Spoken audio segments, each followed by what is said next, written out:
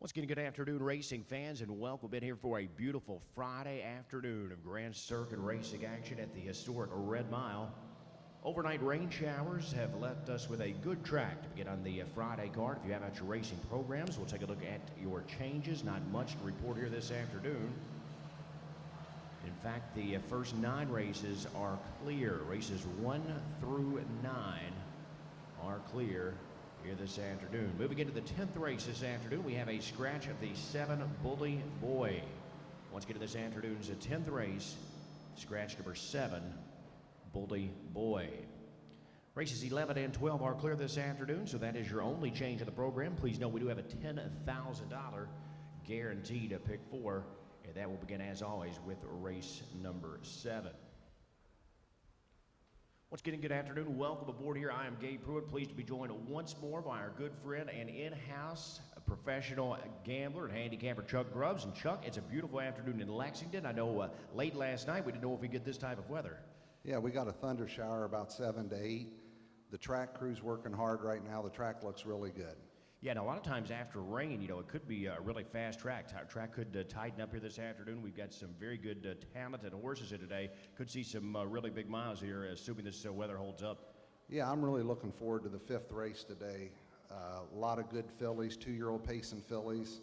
I wouldn't be shocked to see a sub 150 mile on a world record. And that is what it would take. As we saw, You Are My Candy Girl here last fall established that world record 150. So we'll see if they can take a shot at it with those 2-year-old pacing fillies. We move into week 2 here, Chuck. We had our first card, of course, yesterday. Nancy Johansson, 3 wins on the card. She is vaulted to the top of the trainer standing. She's now 1 win ahead of her father, Jimmy Tactor. Also, Brian Brown, just 1 win off the top. Tight races here, the standings. Dave Miller had a few wins yesterday, so he's by far and away our leading driver at the moment.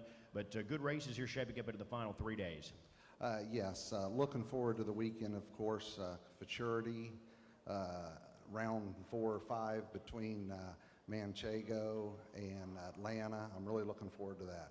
Yeah, that should be a great matchup. We've got some very talented trotting fillies there. 2 divisions of the Kentucky Filly Futurity, 2 divisions of the Colts as well, Chuck, just 6 at each. So we're only going to eliminate 1 horse. They'll come back in the 13th and final race on Sunday afternoon, a 10-horse shootout to see who can capture that Kentucky Futurity. All the top Colts pretty much going to be there.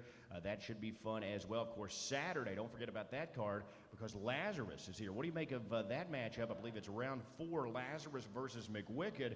McWicked's got this post edge on him from post 1. Lazarus lands to nice post 5. Good weather.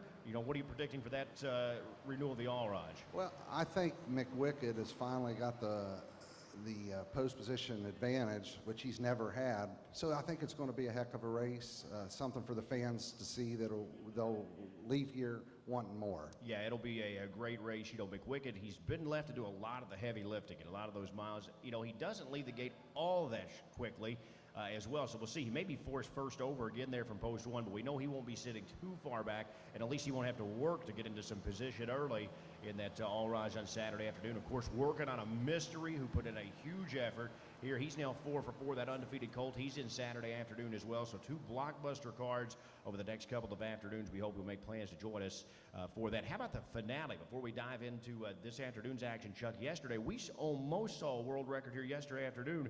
Cantab Fashion and Green Man Alishi, they did battle, but Cantab Fashion, he is just dominant right now, 151-4. Yeah, he trotted his second quarter in 26 and a piece, and I thought maybe that would take a little of the advantage away from him. Dug in, pulled back away late. I think those 2 trotters have stamped themselves as the 2 to beat in the division. And he has just done it so professionally and so easily. That's a colt that really didn't have any stakes experience for trainer Jim Campbell before he arrived here in town in Lexington, but he has certainly proven that he is on the radar now. He should be a major factor in all of these late season stakes heading into the Breeders' Crown as well. We're just 23 minutes from your Friday opener, and we're happy to have you on board with us here this afternoon. If you're on track or joining us on that simulcasting network, great 12-race card here this afternoon. Chuck, we kick it off with the first of 5 here for the 2-year-old trotting fillies, the International Stallion Stake. It is the Walner, and I think we are in very close agreement here in the first race because we're back on board with the 3 Princess Dio. Now, she raced extremely well here, Chuck. I must admit, I missed the party last week at 7-1. She's going to be much shorter here, but any similar effort should be maybe enough. Yeah, Andrew did a very good job. He was very patient with her, weaved through traffic, had the most trot late. I think this is one of the softer divisions, and I look for Andrew McCarthy to have a big day today. Yeah, I agree there. And the 6 Asiago, that's a filly that really had every opportunity last time. She caught a bit of a weak division there last week. She actually took over the lead. She raced well, maybe not enough to jump up here and beat Princess Dio, though. And I know we both like the 2 Rush Lane. That's a filly that's really improved since adding trotting hobbles a couple of starts back. Yeah, trained by Norm Parker from the Meadows. I thought had a decent shot. If the 3 made a mistake this race, she could win. Okay, that's a look at the first race, our first stake of this afternoon. Late closing company in race 2, the Muscle Mass here. And I really like the one Pot of Discretion at his career debut last time. He did not disappoint. He ripped off an incredible mile there, Chuck. He's right back in here this afternoon, draws post 1. This is a colt with a license to improve. He's well bred. Just his second career start here. Lots to like from this guy. Yeah, that was very impressive. And it's underneath. I mean, the race does seem to open up. I know we went a bit different directions underneath the big favorite. I went with the Michigan bred for 2 reasons. We got Yannick Gingras the first time, and I know if our friend Sam McKee was here, he always picks the Michigan breds. You are right. Somebody needs to carry the water for that, because Sam loved those Michigan breds. It didn't matter if it was in an amateur driving race or anything for that matter. If they shipped here to Lexington for the Grand Circuit, he was all over them. The 6 Bordonia I thought was an interesting proposition for me. Son of Trixton, part of that first crop. He's won half of his starts, Chuck, 6 of 12. He's been on a roll of late every time that he's not made a break in stride. I thought maybe the half-mile track didn't do him any favors there in Jersey, so I thought maybe stretching back out could be to his liking here this afternoon. Team Orange Crush, Julie Miller the trainer, Andy Miller the driver. But I think the bottom line is it's really a wide open affair here if you do like the one Pot of Discretion in behind. Yes, and down here, Julie and Andy, their whole stable always races well, so you have to use them underneath.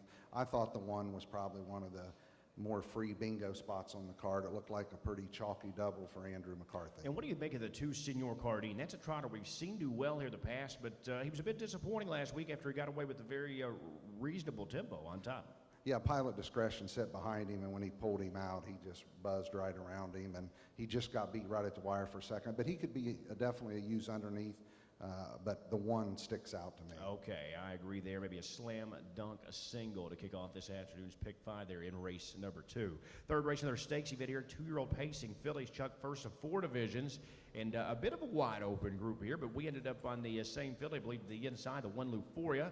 She got caught in a bit of a tough spot there last time. She was tracking with excess cover through a pretty slow pace, but she did rally very nicely, home 26-1 there to just miss.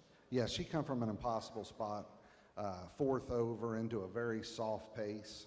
I watched her warm up just a few minutes ago before we went on the air. She looked very good.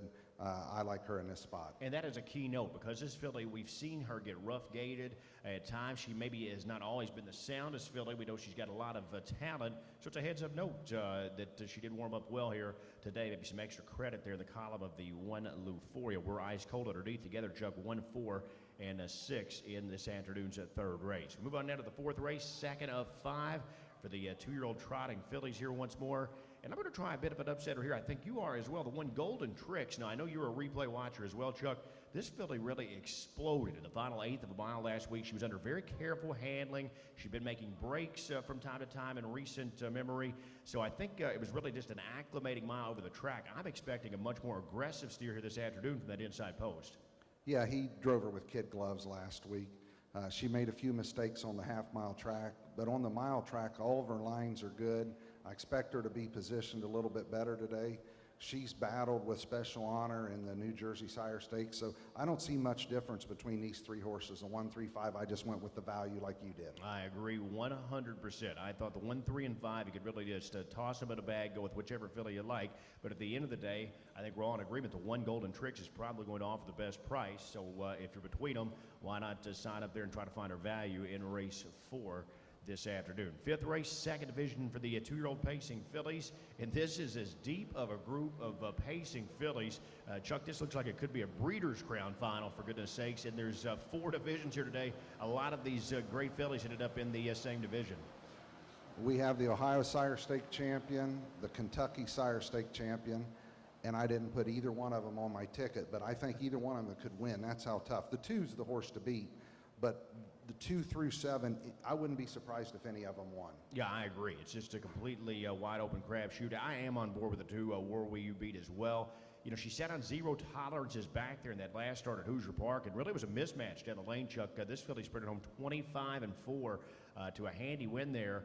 So we'll see. As you mentioned at the top of the show, it could be world record time to watch there, the 5th race this afternoon. And again, that world record established last year here at the Red Mile. You are my candy girl in 150 flat. These fillies seem to have a major shot.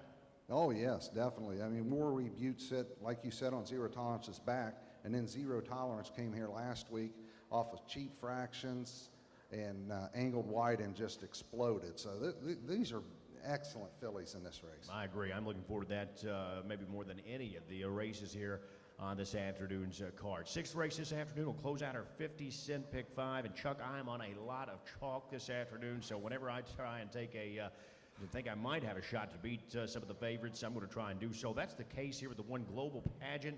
I thought this filly raced extremely well in her local debut. She just missed a neck to the 5 Evident Beauty in that matchup last week. She was 14-1 last week. I know we're not going to get that big of a number here today, but she still should offer 5 or 6-1 in this spot, and I'm going to try a bit of an upsetter. I know you're on a filly that raced much better than it looks on paper last week. Yeah, I went back and watched the replay twice and checked my stopwatch. I caught this filly a mile in sub 53. I couldn't tell when she hit the start-finish line. She made an uncharacteristic break. I think that Irv will probably make a few changes, and I would expect to see her best effort today. Yeah, that was by the way, Windy Corner, the Lexington Connection Standard. A good place to eat. You've eaten at Windy Corner before? No, never been there. Oh, you got to go. Lex, if you're in town, Windy Corner, good spot. So stop in and check it out. But you're right, Chuck. That daughter of Yankee Glide did race extremely well after she broke, and then she was just sluggish behind the gate. It took her a little bit to get back in gear, but when she did do so, she really put in a big effort again last week, much better than it looks on your program. 7th race this afternoon, it starts the $10,000 guaranteed pick 4. Chuck, the good news, we have been well in excess of that guaranteed pool for the last several programs. I believe last weekend we got up in the 16,000, 17,000 range. Even yesterday, well over 13,000. We expect those pools to continue to climb into the weekend here at the Red Mile. The One Prescient Beauty, part of an army of loaded, talented youngsters from Jim Averett's operation, Greg McNair, the trainer, Prescient Beauty. I was impressed last week, Chuck, as she roared home off cover, 26-2. No, she was set up nicely there, but she really stepped up and delivered a big effort. Oh, yeah, she got a good trip, but she exploded when he tipped her. I thought this race here in the pick 4, you had to go 3 deep. I thought there was a flip of a coin between the 1, 3, and 4. They're all very, very nice fillies. I'd like to own any of them. Were you a bit shocked that Yannick Gingras actually came back and chose the 3 Saints somewhere over the 4 Treacherous Rain? Obviously, he'd only driven her in that final, but did that shock you at all? No, he's, Ronnie's and Jimmy Tactor's his 2 biggest stables, and he's going to stick close to them if he can. And there's no slouch in Saint somewhere as well. No. She put in a major bid here last week as well. We go to the 8th race this afternoon, another division for the 2-year-old trotting fillies. And my opinion here, Chuck, we've got a couple of fillies that are going to take a lot of action here on driver changes. That's always a popular angle. The 2 Jezzy's Legacy, trainer Ray Schnicker opts to put up Tim Tetrick here this afternoon. Marcus Melander returns to Brian Sears. The bike, that's likely going to draw a lot of tote attention to these 2 fillies in race 8. Yeah, I see you went 2-3-1. I went 3-2-1 only because Brian's got a better track record with the 3 than Timmy does with the 2. The 2 that both times on the program that Timmy has drove her, she's made breaks, so I know he'll be really cautious. I liked the 3's effort last week, first over, nice size filly. I think she'll win. And I got a couple of questions here about a couple of others in this race. What do you make of the one Conway Kellyanne, who was overlooked by all of us last week? She was $1,000,000,000, but she came flying on at the end of it. She was 132-1. In fact, just missed a link there. Best start we've ever seen from her. Well, and she was gaining on Cloud 9 Fashion, who's undefeated filly. Correct. And this filly was gaining on her, so that's why I got her 3rd. I wouldn't, if the other 2 make mistakes, she could win at a price again. And we can't overlook the connections of Tactor Gingras. They've got the 5 Whispering Oaks. She was very good in winning the Kentucky Sire Stakes Final 2-back. Really no excuse, in my opinion, last time, Chuck. She had a perfect trip, just did not fire there, even after finding clearance late. Yeah, Yannick gave her a perfect trip, slid out at the head of the stretch. looked like she was going to win for fun, just didn't fire. So she'll probably put forth a better effort today. Okay, 9th race this afternoon. We move into the back half of this pick 4, and it looks like the one, the Ice Touch, is the one to beat here. Although, as we just mentioned, 6 for 6 Cloud9 Fashions looming there from post 3 as well. Yeah, we've got the same numbers, 1, 3, 4. The 4 intrigues me this race. I know the times aren't nearly what the other fillies are, but she was powerful on a bad track. But the 1's the horse to beat. Visually, very impressive. I agree. When Doves Cry, do not dismiss her the 9th race. I know that's a major league step up in class for this afternoon, but as Chuck said, she was just so impressive over a track that was well off here last Thursday night as well. 10th race, if you're just arriving or just joining us on that simulcasting network, that's your only change today. We scratched the 7 Bully Boy in this afternoon's 10th race. Looks to be one of the more wide open races in the pick 4 sequence, Chuck. I know we're going a bit different direction here. I'm going outside of the 10 Swan Before All. This guy's had some Indiana Sire Stakes experience, and he's done okay. He's held his own there. He's caught some off tracks lately. I like the qualifier, though, locally. The scratch won't hurt him as well. He's got plenty of early speed to get off the gate. He's got an aggressive pilot here in Doug McNair for trainer Melanie Renz. So sign me up, Swan Before All. I think we'll get every pound of that 9 to 2 morning line price. Yeah, this is the best sequence part of the pick 4. I could go 6, 7 deep in here very easy. I landed on the 8. He left last week, kind of got hung a little wide in the first turn, and then got caught wide, basically almost 3 wide to the half, cleared and fought all the way to the wire. Now Timmy Tetrick's up first time. I think this is all systems go. This will be the horse that I pressed with, the 8. Okay, I agree there. He did put in a major effort there last time after being used pretty hard to make the top, but he fought Memo every step there in a tight finish. 11th race this afternoon. It's our final stake on the program, and it is the Betters of Light here to kick off the late double this afternoon. Tall Drink Hanover, just a razor sharp in winning that She's a Great Lady final last out. She did have a perfect trip, but lands here maybe in a pretty comfortable spot. She's got some tough rivals, of course, notably the 3 Sylph Hanover, who exits that same race after a tough trip. And how about the 5 She's All Right? Put in a major bid here last week with a tough trip. Yeah, both of Burke's horses in here got tough trips last week. They both were left first over. I don't see that happening here. I could see them being aggressive early. I went with, like you did, 7, 3, 5, a long shot in there, the 1. We got Marcus Johansson to Scott Zeron. This horse had sneaky pace late. I wouldn't be surprised to see her on the ticket. I'm in agreement. The horse did not shake loose until very late and did have plenty of sneaky late pace. Now, obviously, it's a big step up here, but that's the best we've ever seen that filly look, probably. And she's got a nice post here this afternoon. What do you think of the 7 Tall Drink Hanover, a spot where she's going to be an odds-on favorite? You know, she hasn't shown a tremendous amount of early speed. Short field, though, at a short price here today. Don't you have to think she's in play early? I'm sure they'll have to put her in some type of play early, because if you sit 7th and Ronnie's 2 fillies, the 3 and the 5, would happen to line up and get cheap fractions, they're going to be tough to run down from 7th. Okay, 12th races. We're quickly approaching post time here for the Friday opener. Don't do like I did. It's an 11-horse field, so take note of that. We've got an 11 over there that's going to start for the second tier, not just 10 here, the finale. The 5 Firestorm, I liked her last time, Chuck. She put in a major effort. She was first up. I think she needed that start. Third start back off a layoff here, a lightly raced filly. I'm going to take a swing with Firestorm in the finale.